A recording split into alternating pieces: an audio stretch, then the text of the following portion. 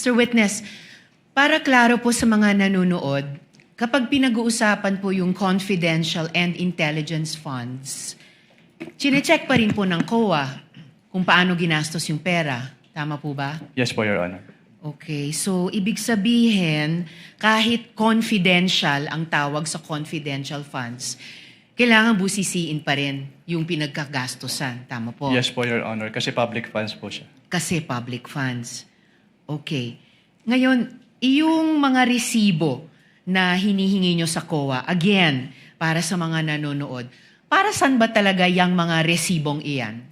Kailangan po kasi naming malaman kung talagang bumili po sila nung kanilang mga binili, Your Honor.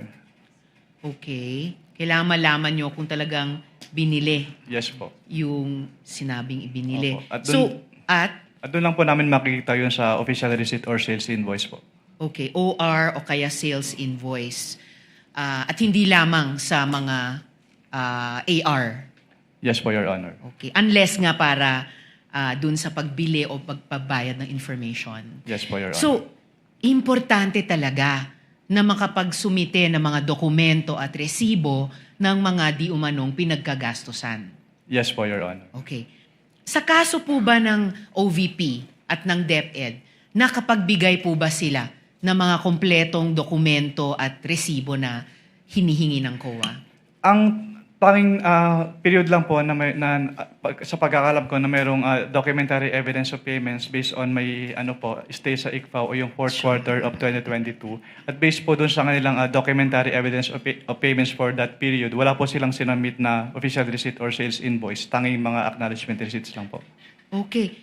So yung mga supporting documents na required, hindi ko po pwedeng tanungin kung kaagad nilang naibigay dahil hindi po naibigay yung ibang supporting documents. Yes po, Your Honor. Ni isa po within any time period after na dapat nilang sumitihin yan. Yes po, Your Honor. Okay. So, hindi ko rin kailangan tanungin kung kumpleto ba ang ibinigay dahil hindi ba kumpleto ang ibinigay nilang mga dokumento at resibo? Pwedeng pa ulit po ng tanong. Kumpleto ba o hindi kumpleto yung ibinigay nilang mga dokumento at resibo? Hindi po kompleto, Your Honor. Hindi kumpleto. Now, according to the joint circular, kailangan ng evidence of success for rewards payouts.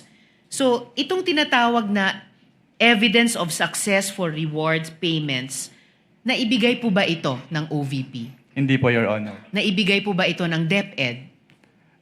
Katulad nga po ng sinabi ko, yung sa OBP lang po yung may DEPs na naabutan ko. Alright. Pero hindi po naibigay ng OVP yung evidence of success for reward payments. Opo. Pero i-clarify ko lang din po, since ako po yung nag-initially evaluate noong first and second quarter ng DepEd, based po dun sa aking mga na-evaluate na documents, wala din po silang sinubmit na documentary evidence of payment. Documentary evidence na of success of the surveillance activities or information gathering activities po. Okay. At sa simpleng salita, bakit importante itong evidence of success sa rewards payments? Diyan po kasi malalaman kung valid ba yung naging payment nila ng rewards po.